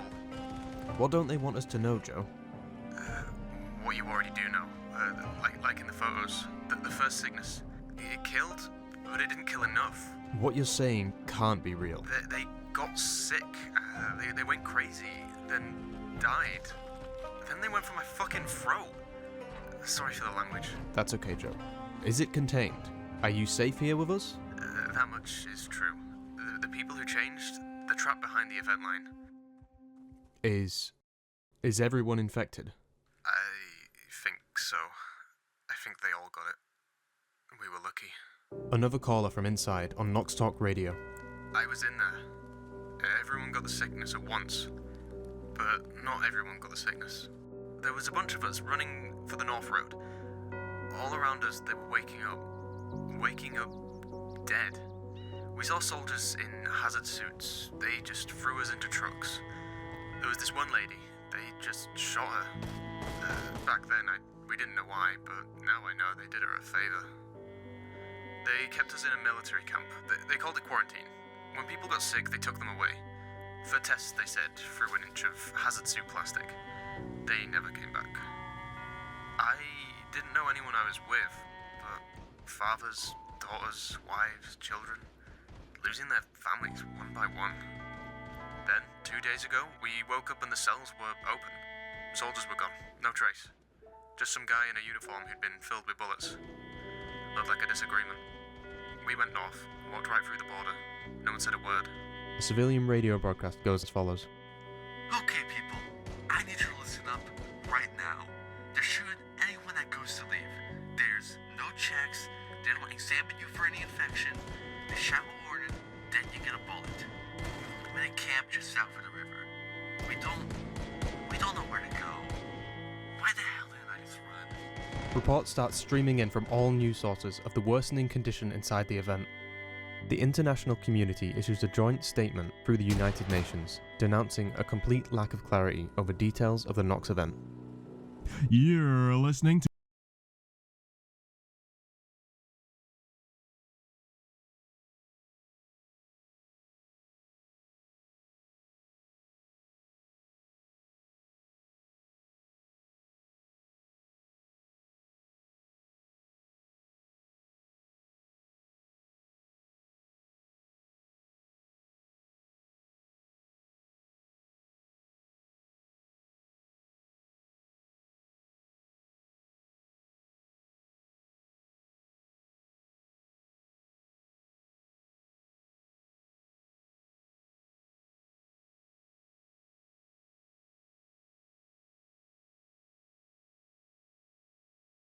What makes this rendering simple? There are so many little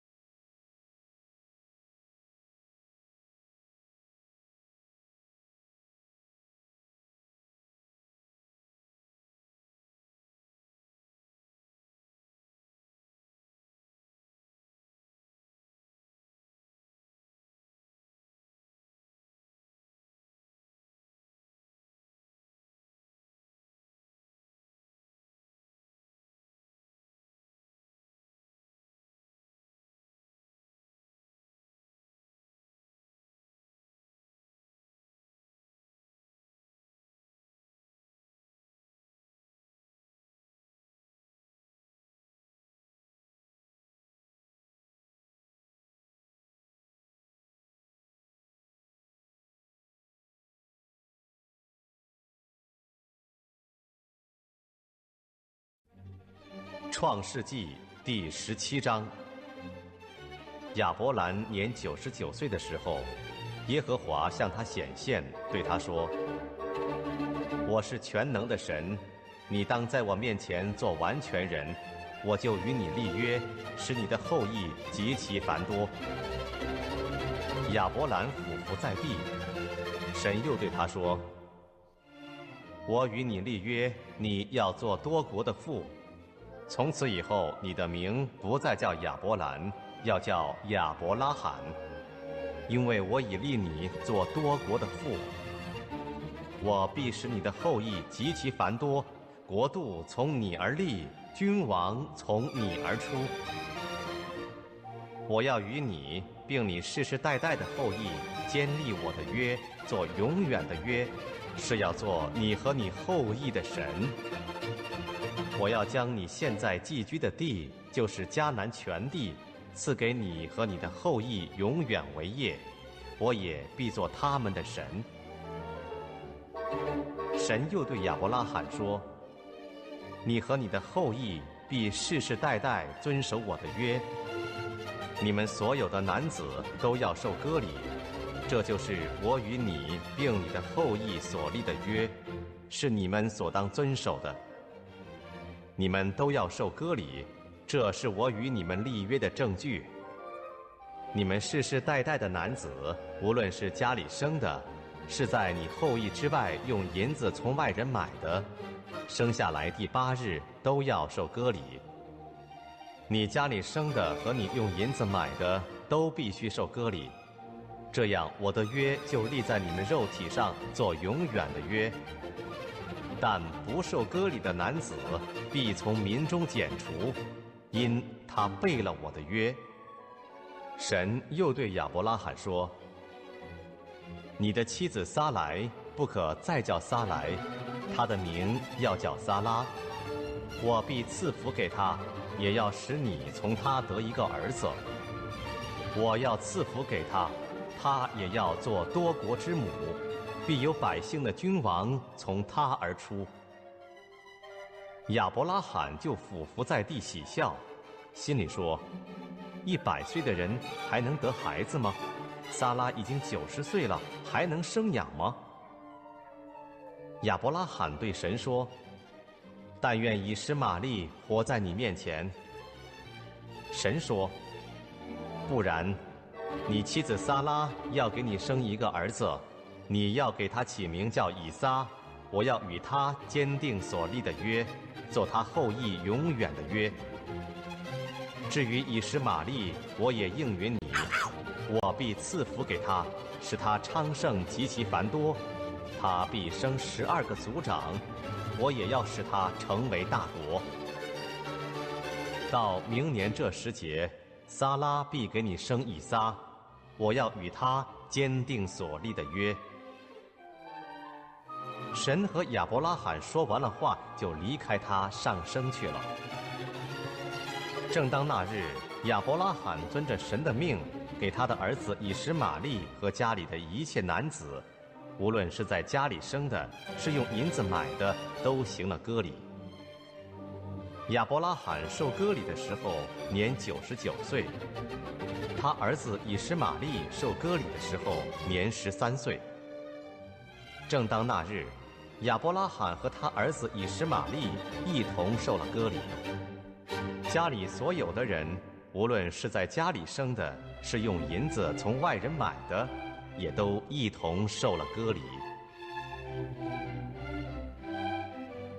创世纪第18章。耶和华在曼利橡树那里向亚伯拉罕显现出来。那时正热，亚伯拉罕坐在帐篷门口，举目观看，见有3个人在对面站着。他一见，就从帐篷门口跑去迎接他们，俯伏在地，说：我主，我若在你眼前蒙恩，求你不要离开仆人往前去。容我拿点水来，你们洗洗脚，在树下歇息歇息。我再拿一点饼来，你们可以加添心力，然后往前去。你们既到仆人这里来，理当如此。他们说：就照你说的行吧。亚伯拉罕急忙进帐篷，见撒拉，说：你速速拿3细亚细面条盒做饼。亚伯拉罕又跑到牛群里，牵了一只又嫩又好的牛犊来，交给仆人。仆人急忙预备好了。亚伯拉罕又取了奶油和奶，并预备好的牛犊来，摆在他们面前，自己在树下站在旁边，他们就吃了。他们问亚伯拉罕说：你妻子撒拉在哪里？他说：在帐篷里。3人中有一位说：到明年这时候，我必要回到你这里，你的妻子撒拉必生一个儿子。撒拉在那人后边的帐篷门口也听见了这话。亚伯拉罕和撒拉年纪老迈，撒拉的月经已断绝了。撒拉心里暗笑，说：我既已衰败，我主也老迈，岂能有这喜事呢？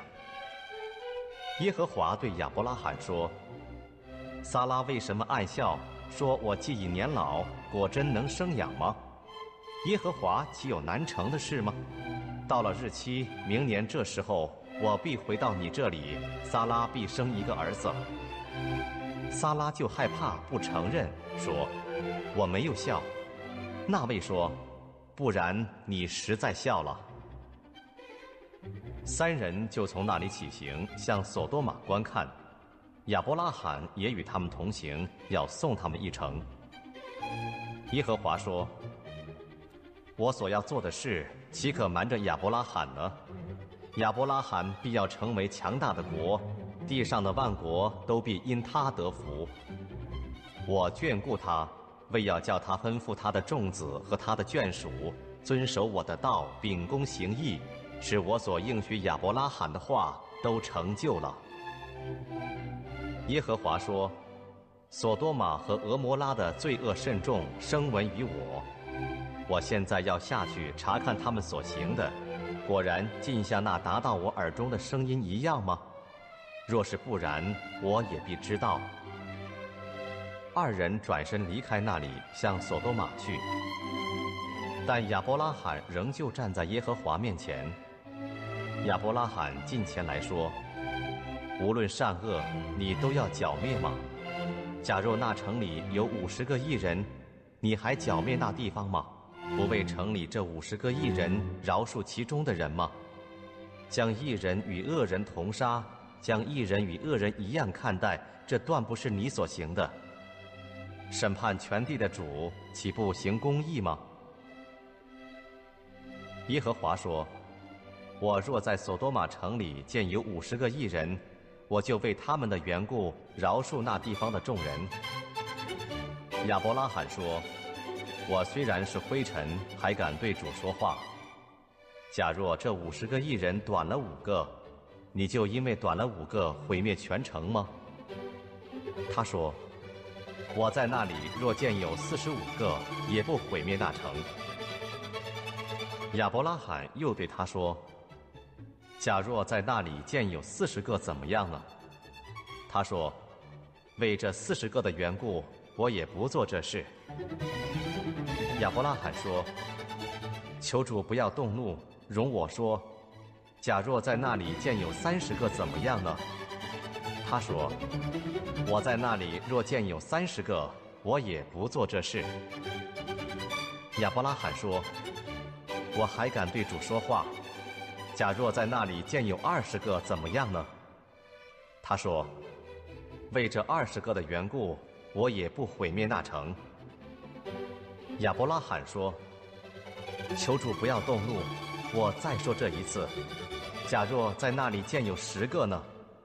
他说：“为这10个的缘故，我也不毁灭那城。”耶和华与亚伯拉罕说完了话，就走了。亚伯拉罕也回到自己的地方去了。创世纪第19章。那2个天使晚上到了索多玛，罗德正坐在索多玛城门口，看见他们，就起来迎接，脸伏于地下拜，说：“我主啊，请你们到仆人家里洗洗脚，住一夜，清早起来再走。”他们说：“不，我们要在街上过夜。”罗德切切地请他们，他们这才进去到他屋里。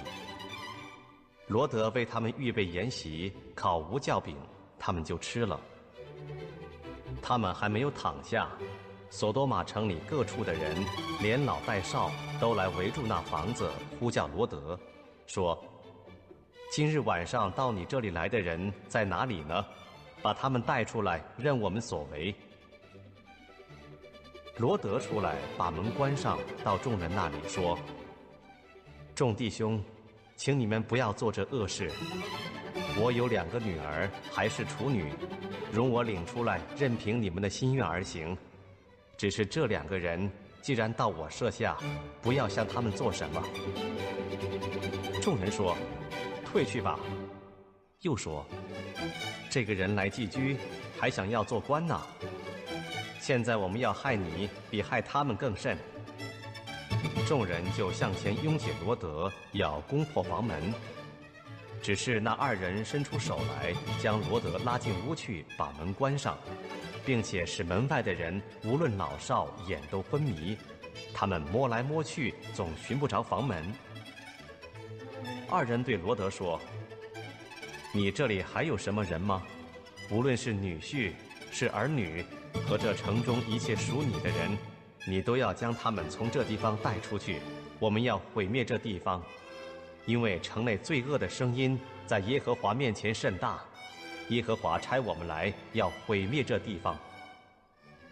罗德就出去，告诉娶了他女儿的女婿们说：“你们起来离开这地方，因为耶和华要毁灭这城。”他女婿们却以为他说的是戏言。天明了，天使催逼罗德说：“起来，带着你的妻子和你在这里的2个女儿出去，免得你因这城里的罪恶同被剿灭。”但罗德迟延不走。2人因为耶和华怜恤罗德，就拉着他的手和他妻子的手，并他2个女儿的手，把他们领出来，安置在城外。领他们出来以后，就说：“逃命吧，不可回头看，也不可在平原站住，要往山上逃跑，免得你被剿灭。”罗德对他们说：“我主啊，不要如此！你仆人已经在你眼前蒙恩，你又向我显出莫大的慈爱，救我的性命。我不能逃到山上去，恐怕这灾祸临到我，我便死了。看哪，这座城又小又近，容易逃到，这不是一个小的吗？求你容我逃到那里，我的性命就得存活。”天使对他说：“这事我也应允你，我不轻负你所说的这城，你要速速地逃到那城，因为你还没有到那里，我不能做什么。”因此那城名叫索尔，索尔就是小的意思。罗德到了索尔，日头已经出来了。当时耶和华将硫磺与火从天上耶和华那里降于索多玛和俄摩拉，把那些城和全平原，并城里所有的居民，连地上生长的都毁灭了。罗德的妻子在后边回头一看，就变成了一根岩柱。亚伯拉罕清早起来，到了他从前站在耶和华面前的地方，向索多玛和俄摩拉与平原的全地观看。不料那地方阴气上腾，如同烧窑一般。当神毁灭平原诸城的时候，他纪念亚伯拉罕，正在倾覆罗德所住之城的时候，就打发罗德从倾覆之中出来。罗德因为怕住在索尔，就同他2个女儿从索尔上去住在山里。他和2个女儿住在一个洞里。大女儿对小女儿说：“我们的父亲老了，地上又无人按着世上的常规进到我们这里。来，我们可以叫父亲喝酒，与他同寝，这样我们好从他存留后裔。”于是那夜他们叫父亲喝酒，大女儿就进去和他父亲同寝。他几时躺下，几时起来，父亲都不知道。第2天，大女儿对小女儿说：“我昨夜与父亲同寝，今夜我们再叫他喝酒，你可以进去与他同寝，这样我们好从父亲存留后裔。”于是那夜他们又叫父亲喝酒，小女儿起来与他父亲同寝。他几时躺下，几时起来，父亲都不知道。这样罗德的2个女儿都从他父亲怀了孕。大女儿生了儿子，给他起名叫摩押，就是现今摩押人的始祖。小女儿也生了儿子，给他起名叫便雅米，就是现今亚门人的始祖。创世纪第20章。亚伯拉罕从那里向南地迁去，寄居在加迪斯和舒尔中间的基拉尔。亚伯拉罕称他的妻撒拉为妹子。基拉尔王亚比米勒差人把撒拉娶了去。但夜间神来在梦中对亚比米勒说：“你是个死人呐，因为你娶了那女人来，她原是别人的妻子。”亚比米勒却还没有亲近撒拉，他说：“主啊，连有义的国你也要毁灭吗？那人岂不是自己对我说她是我的妹子吗？就是女人也自己说他是我的哥哥。我做这事是心正守节的。”神在梦中对他说：“我知道你做这事是心中正直，我也拦阻了你，免得你得罪我。所以我不容你沾着他。现在你把这人的妻子归还他，因为他是先知，他要为你祷告，使你存活。你若不归还他，你当知道，你和你所有的人都必要死。”亚比米勒清早起来，招了众臣仆来，将这些事都说给他们听，他们都甚惧怕。亚比米勒招了亚伯拉罕来，对他说：“你怎么像我这样行呢？我在什么事上得罪了你？你竟使我和我国里的人陷在大罪里。你向我行了不当行的事了。”亚比米勒又对亚伯拉罕说：“你见了什么才做这事呢？”亚伯拉罕说：“我以为这地方的人总不惧怕神，必为我妻子的缘故杀我。况且她也实在是我的妹子，她与我是同父异母，后来做了我的妻子。当神叫我离开父家漂流在外的时候，我对他说：我们无论走到什么地方，你可以对人说他是我的哥哥，这就是你待我的恩典了。”亚比米勒把牛羊仆婢赐给亚伯拉罕，又把他的妻子撒拉归还他。亚比米勒又说：“看哪，我的地都在你面前，你可以随意居住。”又对撒拉说：“我给你哥哥1000银子，作为你在何家人面前遮羞的，你就在众人面前没有不是了。”亚伯拉罕祷告神，神就医好了亚比米勒和他的妻子，并他的众女仆，他们便能生育。因耶和华为亚伯拉罕的妻子撒拉的缘故，已经使亚比米勒家中的妇人不能生育。创世纪第21章。耶和华按着先前的话眷顾撒拉，便照他所说的给撒拉成就。当亚伯拉罕年老的时候，撒拉怀了孕，到神所说的日期，就给亚伯拉罕生了一个儿子。亚伯拉罕给撒拉所生的儿子起名叫以撒。以撒生下来第8日，亚伯拉罕照着神所吩咐的，给以撒行了割礼。他儿子以撒生的时候，亚伯拉罕年100岁。撒拉说：“神使我喜笑，凡听见的必与我一同喜笑。”又说：“谁能预先对亚伯拉罕说，撒拉要乳养婴孩呢？因为在他年老的时候，我给他生了一个儿子。孩子渐长，就断了奶。以撒断奶的日子，亚伯拉罕设摆丰盛的筵席。当时，撒拉看见埃及人夏甲给亚伯拉罕所生的儿子戏笑，就对亚伯拉罕说：“你把这使女和她儿子赶出去，因为这使女的儿子不可与我的儿子以撒一同承受产业。”亚伯拉罕因他儿子的缘故很忧愁。神对亚伯拉罕说：“你不必为这童子和你的使女忧愁，凡撒拉对你说的话，你都该听从，因为从以撒生的才要称为你的后裔。至于使女的儿子，我也必使他的后裔成立一国，因为他是你所生的。”亚伯拉罕清早起来，拿饼和一皮带水给了夏甲，搭在他的肩上，又把孩子交给他，打发他走。夏甲就走了，在别是巴的旷野走迷了路。皮带的水用尽了，夏甲就把孩子撇在小树底下，自己走开约有1箭之远，相对而坐，说：“我不忍见孩子死，就相对而坐，放声大哭。”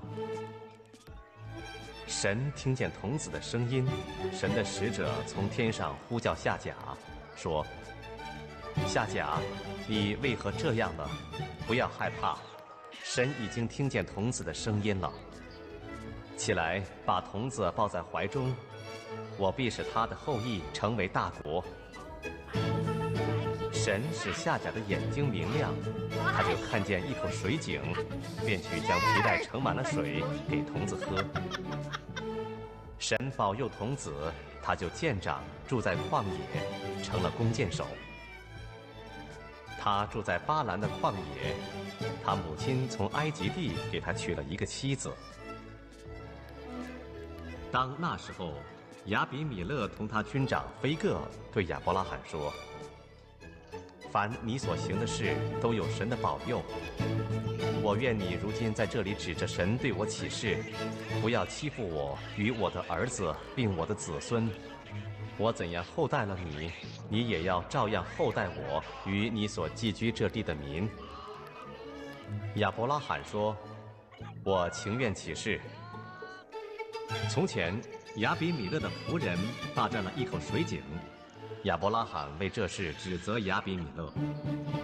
亚比米勒说：“谁做这事我不知道，你也没有告诉我，今日我才听见了。”亚伯拉罕把羊和牛给了亚比米勒，二人就彼此立约。亚伯拉罕把7只母羊羔另放在一处。亚比米勒问亚伯拉罕说：“你把这7只母羊羔另放在一处是什么意思呢？”他说：“你要从我手里受这7只母羊羔，做我挖这口井的证据。”所以他给那地方起名叫别是巴，因为他们二人在那里起了誓。别是巴就是盟誓的井。他们在别是巴立了约，亚比米勒就同他军长菲各起身回非利士地去了。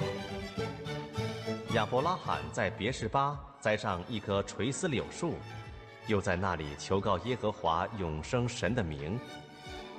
亚伯拉罕在非利士人的地寄居了多日。创世纪第22章。这些事以后，神要试验亚伯拉罕，就呼叫他说：“亚伯拉罕。”他说：“我在这里。”神说：“你带着你的儿子，就是你独生的儿子，你所爱的以撒，往摩利亚地去，在我所要指示你的山上，把他献为燔祭。”亚伯拉罕清早起来，背上驴，带着2个仆人和他儿子以撒，也劈好了燔祭的柴，就起身往神所指示他的地方去了。到了第3日，亚伯拉罕举目远远地看见那地方。亚伯拉罕对他的仆人说：“你们和驴在此等候，我与童子往那里去拜一拜，就回到你们这里来。”亚伯拉罕把燔祭的柴放在他儿子以撒身上，自己手里拿着火与刀，于是2人同行。以撒对他父亲亚伯拉罕说：“父亲哪？”亚伯拉罕说：“我儿，我在这里。”以撒说：“请看，火与柴都有了，但燔祭的羊羔在哪里呢？”亚伯拉罕说：“我儿，神必自己预备做燔祭的羊羔。”于是2人同行。他们到了神所指示的地方，亚伯拉罕在那里筑坛，把柴摆好，捆绑他的儿子以撒，放在坛的柴上。亚伯拉罕就伸手拿刀要杀他的儿子。耶和华的使者从天上呼叫他说：“亚伯拉罕，亚伯拉罕。”他说：“我在这里。”天使说：“你不可在这童子身上下手，一点不可害他。现在我知道你是敬畏神的了，因为你没有将你的儿子，就是你独生的儿子留下不给我。亚伯拉罕举目观看，不料有一只公羊，两脚扣在稠密的小树中。亚伯拉罕就取了那只公羊来献为燔祭，代替他的儿子。亚伯拉罕给那地方起名叫耶和华以勒，意思就是耶和华必预备。直到今日，人还说，在耶和华的山上必有预备。耶和华的使者第二次从天上呼叫亚伯拉罕，说：耶和华说，你既行了这事，不留下你的儿子，就是你独生的儿子，我便指着自己起誓说，论福，我必赐大福给你；论子孙，我必叫你的子孙多起来，如同天上的星，海边的沙。你子孙必得着仇敌的城门，并且地上万国都必因你的后裔得福，因为你听从了我的话。于是亚伯拉罕回到他仆人那里，他们一同起身往别是巴去。亚伯拉罕就住在别是巴。这事以后，有人告诉亚伯拉罕说，密迦给你兄弟拿鹤生了几个儿子，长子是乌斯，他的兄弟是布斯和亚兰的父亲基姆利，并基薛、哈索、毕达、易拉、比土利，比土利生利百加。这8个人都是密迦给亚伯拉罕的兄弟拿鹤生的。拿鹤的妾名叫流玛，生了提巴、加罕、哈辖和玛迦。创世纪第23章。撒拉享寿127岁，这是撒拉一生的岁数。撒拉死在迦南地的基列雅巴，就是希伯伦。亚伯拉罕为他哀痛哭嚎。后来亚伯拉罕从死人中间起来，对赫人说：我在你们中间是外人，是寄居的，求你们在这里给我一块地，我好埋葬我的死人，使他不在我眼前。赫人回答亚伯拉罕说：我主请听，你在我们中间是一位尊大的王子，只管在我们最好的坟地里埋葬你的死人，我们没有一人不容你在他的坟地里埋葬你的死人。亚伯拉罕就起来，向那地的赫人下拜，对他们说：你们若有意叫我埋葬我的死人，使他不在我眼前，就请听我的话，为我求所辖的儿子以弗伦，把田土上那麦子拉动给我，他可以按着足价卖给我，做我在你们中间的坟地。当时以弗伦正坐在赫人中间，赫人以弗伦在城门出入的赫人面前对亚伯拉罕说：不然，我主请听，我送给你这块田，连田间的洞也送给你，在我同族的人面前都给你，可以埋葬你的死人。亚伯拉罕就在那地的人民面前下拜，在他们面前对以弗伦说：你若应允，请听我的话，我要把田价给你，求你收下，我就在那里埋葬我的死人。以弗伦回答亚伯拉罕说：我主请听，值400舍克勒银子的一块田，在你我中间还算什么呢？只管埋葬你的死人吧。亚伯拉罕听从了以弗伦，照着他在赫人面前所说的话，把买卖途中的银子平了400舍克勒给以弗伦。于是麦比拉曼利前以弗伦的那块田和其中的洞，并田间四围的树木，都定准归于亚伯拉罕，乃是他在赫人面前，并城门出入的人面前埋妥的。此后，亚伯拉罕把他妻子撒拉埋葬在迦南地曼利前的麦比拉田间的洞里。曼利就是希伯伦。从此，那块田和田间的洞就借着赫人定准，归于亚伯拉罕做坟地。创世纪第24章。亚伯拉罕年纪老迈，向来在一切事上耶和华都赐福给他。亚伯拉罕对管理他全业最老的仆人说：“请你把手放在我大腿底下，我要叫你指着耶和华天地的主起誓，不要为我儿子娶这迦南地中的女子为妻。你要往我本地本族去，为我的儿子以撒娶一个妻子。”仆人对他说：“倘若女子不肯跟我到这地方来，我必须将你的儿子带回你原出之地吗？”亚伯拉罕对他说：“你要谨慎，不要带我的儿子回那里去。耶和华天上的主曾带领我离开父家和本族的地，对我说话，向我起誓，说：我要将这地赐给你的后裔。他必差遣使者在你面前，你就可以从那里为我儿子娶一个妻子。倘若女子不肯跟你来，我使你起的誓就与你无干了，只是不可带我的儿子回那里去。”仆人就把手放在他主人亚伯拉罕的大腿底下，为这事向他起誓。那仆人从他主人的骆驼里取了10匹骆驼，并带些他主人各样的财物，起身往米索波大米去，到了拿鹤的城。天将晚，众女子出来打水的时候，他便叫骆驼跪在城外的水井那里。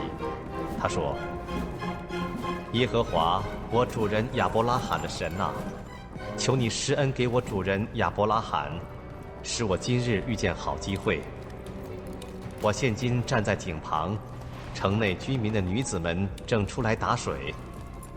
我向哪一个女子说，请你拿下水瓶来给我水喝，她若说，请喝，我也给你的骆驼喝，愿那女子就做你所预定给你仆人以撒的妻，这样我便知道你施恩给我主人了。”话还没有说完，不料利百加肩头上扛着水瓶出来。利百加是比土利所生的，比土利是亚伯拉罕兄弟拿鹤妻子密加的儿子。那女子容貌极其俊美，还是处女，也未曾有人亲近她。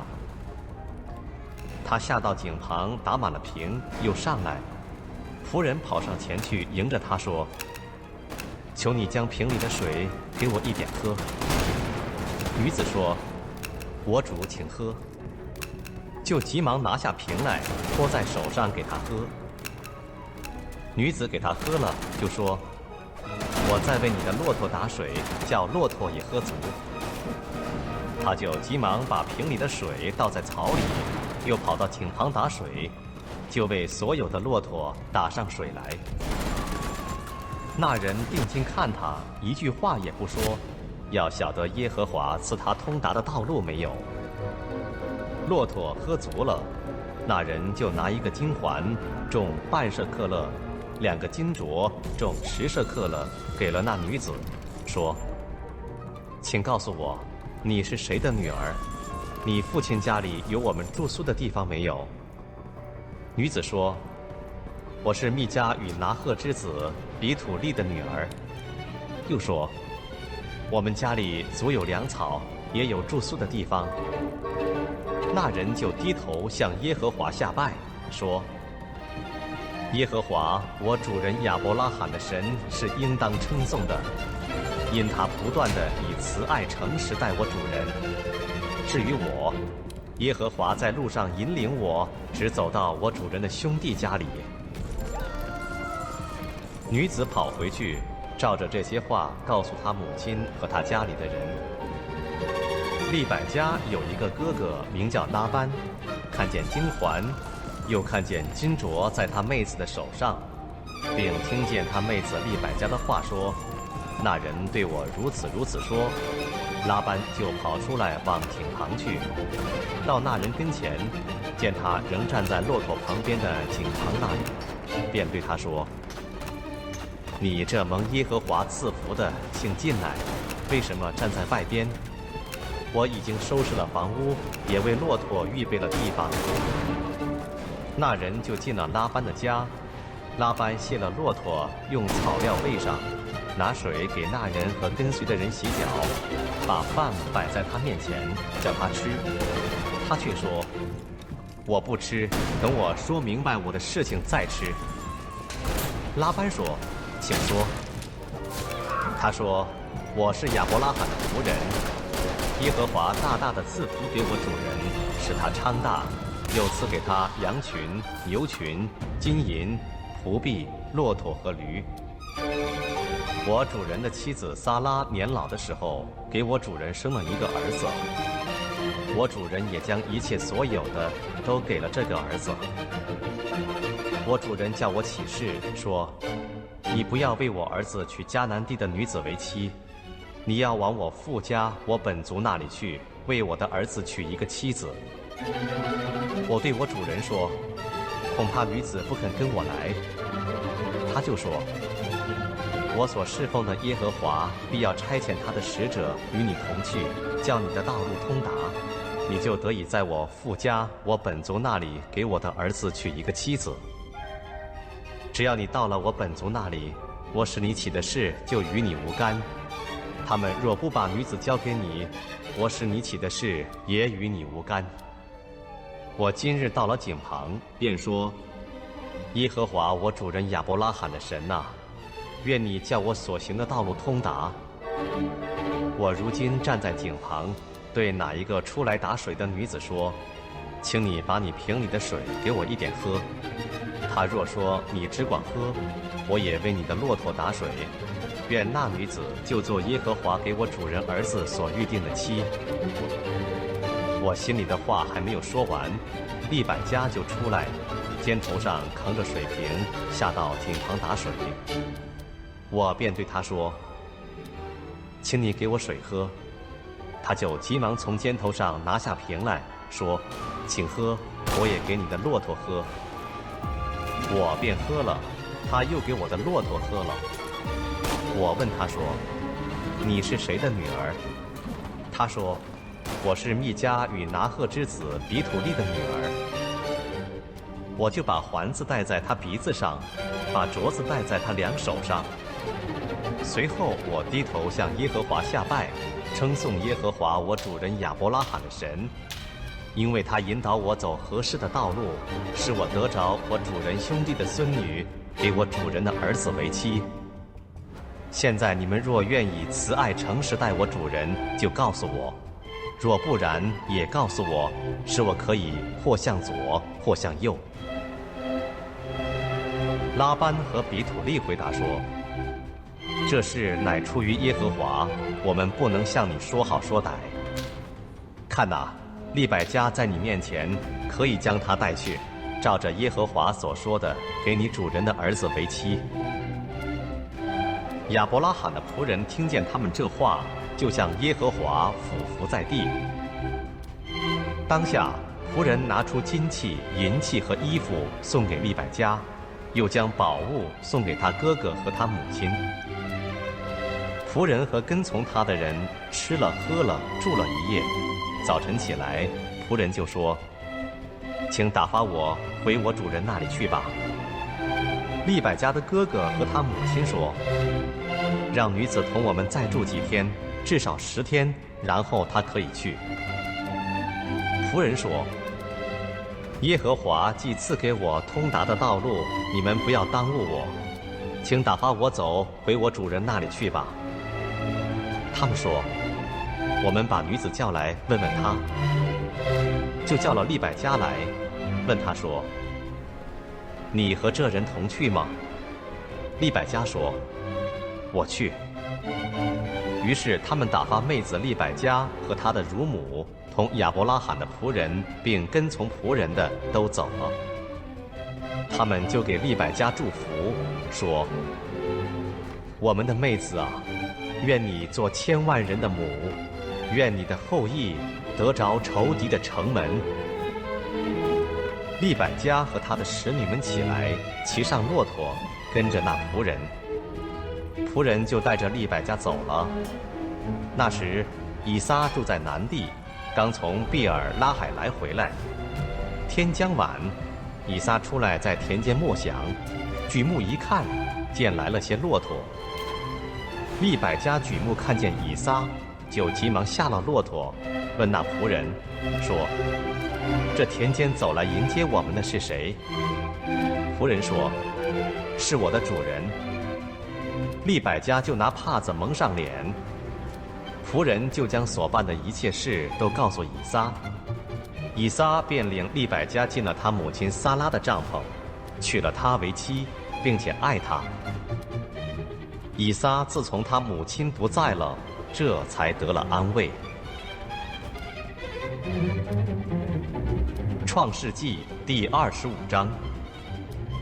亚伯拉罕又娶了一妻，名叫基土拉。基土拉给他生了辛南、约山、米旦、米甸、伊施巴和舒雅。约山生了示巴和底旦。底旦的子孙是亚舒利族、利都氏族和利乌米族。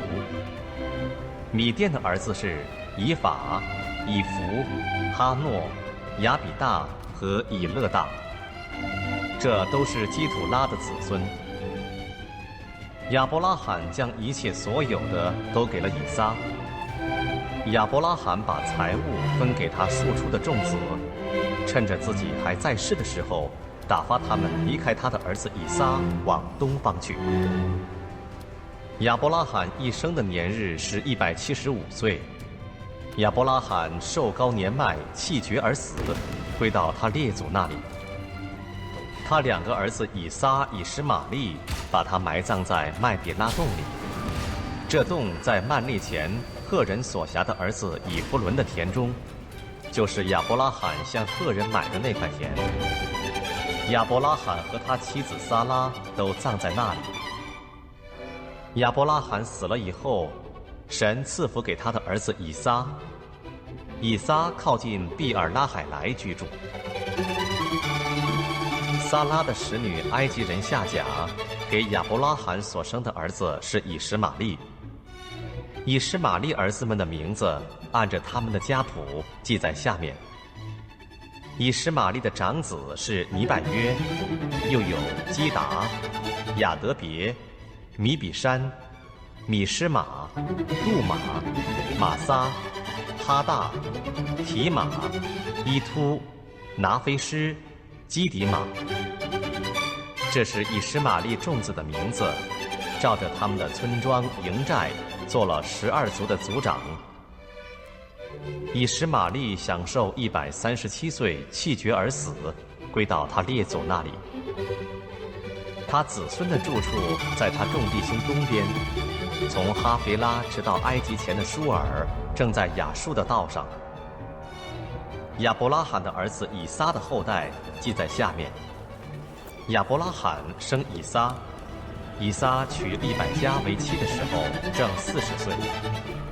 利百加是巴旦亚兰地的亚兰人比土利的女儿，是亚兰人拉班的妹子。以撒因他妻子不生育，就为他祈求耶和华。耶和华应允他的祈求，他的妻子利百加就怀了孕。孩子们在他腹中彼此相争，他就说：“若是这样，我为什么活着呢？”他就去求问耶和华。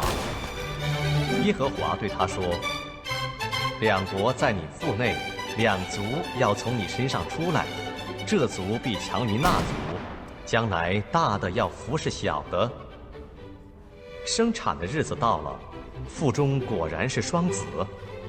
先产的身体发红，浑身有毛，如同皮衣，他们就给他起名叫以扫。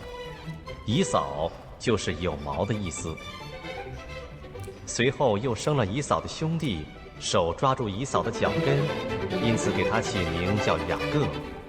雅各就是抓住的意思。利百加生下2个儿子的时候，以撒年正60岁。2个孩子渐渐长大，以扫善于打猎，常在田野；雅各为人安静，常住在帐篷里。以撒爱以扫，因为常吃他的野味；利百加却爱雅各。有一天，雅各熬汤，以扫从田野回来，累昏了。以扫对雅各说：“我累昏了，求你把这红汤给我喝。”因此，以扫又叫以东，以东就是红的意思。雅各说：“你今日把长子的名分卖给我吧。”以扫说：“我将要死，这长子的名分与我有什么益处呢？”雅各说：“你今日对我